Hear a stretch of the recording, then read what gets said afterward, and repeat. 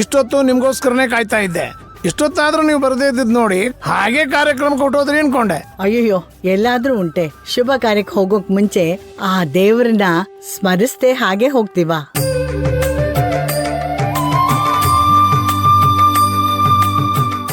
ನಿಮ್ಮಲ್ಲಿ ಇಷ್ಟೊಂದು ಒಳ್ಳೆ ಭಕ್ತಿ ಇರೋದಕ್ಕೆ ದೇವ್ರು ನಿಮ್ಮನ್ನ ಚೆನ್ನಾಗಿ ರಕ್ಷಣೆ ಮಾಡ್ತಾ ಇದ್ದಾನೆ.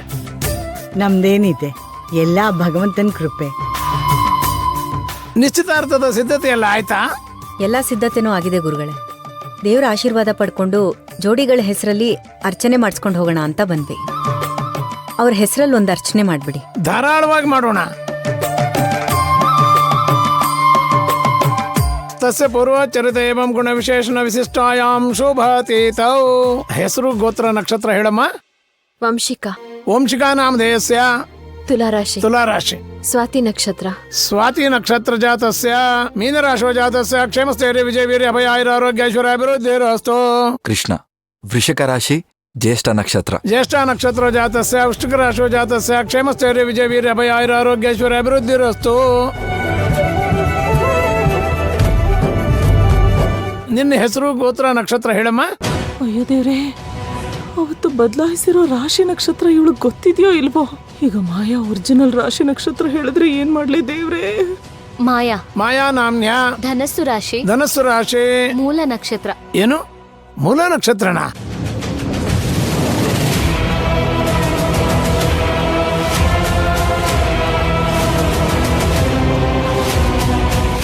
ಮಾಯಾ, ನೀನ್ ರಾಶಿ ನಕ್ಷತ್ರ ಇನ್ನೊಂದ್ಸಲ ಹೇಳು.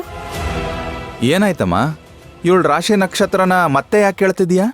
ಮಾಯಾ, ಅವತ್ತು ಶಾಸ್ತ್ರಿಗಳು ಜಾತಕ ನೋಡ್ಬೇಕಾದ್ರೆ ಹೇಳಿದ ರಾಶಿ ನಕ್ಷತ್ರಕ್ಕೂ ನೀನಿವತ್ತು ಹೇಳ್ತಿರೋ ರಾಶಿ ನಕ್ಷತ್ರಕ್ಕೂ ಸಂಬಂಧನೇ ಇಲ್ಲ, ಬೇರೆ ಬೇರೆ ಇದೆ.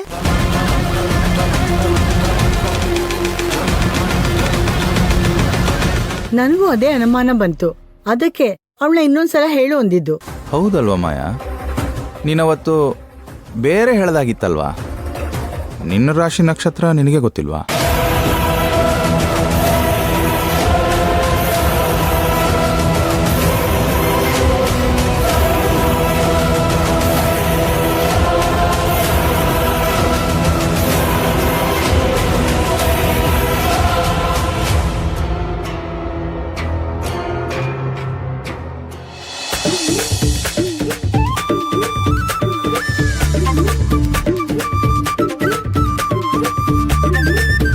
ಏನ್ ಕಾರ್ತ್ ಪುಡಿ ಹಾಕ್ತಿದ್ದೀರಾ? ಸರಿ ಸರಿ ನೋಡ್ಕೊಂಡಾಕಿ.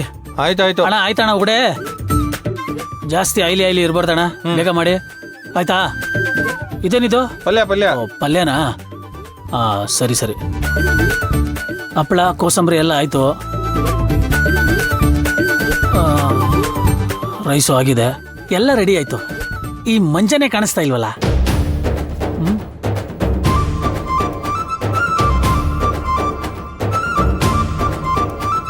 ಲವ್ ಮಂಜ, ಅನ್ನ ಸಾಂಬಾರು ಪಲಾವು ಹಪ್ಪಳ 3 ತರ ಪಲ್ಯ ವಡೆ ಎಲ್ಲ ರೆಡಿ ಆಯ್ತಪ್ಪ. ಈಗ ಬೇಕಾಗಿರೋದು ಸ್ವೀಟ್ ಐಟಮ್ ಮಾತ್ರ.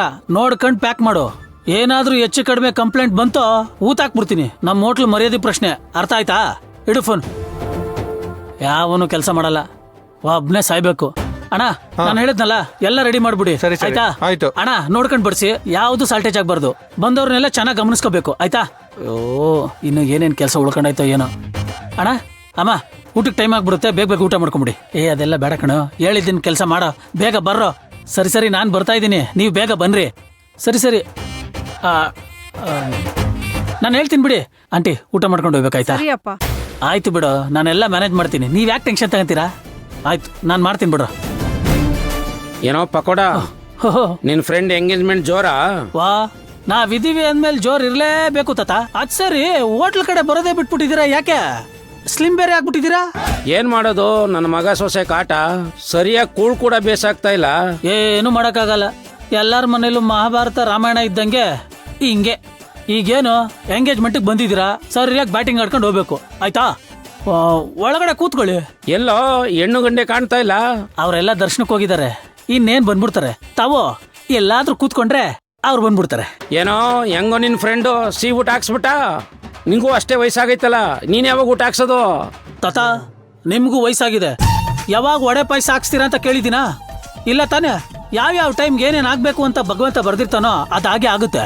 ನೀವು ಜಾಸ್ತಿ ತಲೆ ತಿನ್ಬೇಡಿ, ಸುಮ್ನೆ ಹೋಗಿ ಕೂತ್ಕೊಳ್ಳಿ ಅಷ್ಟೇ.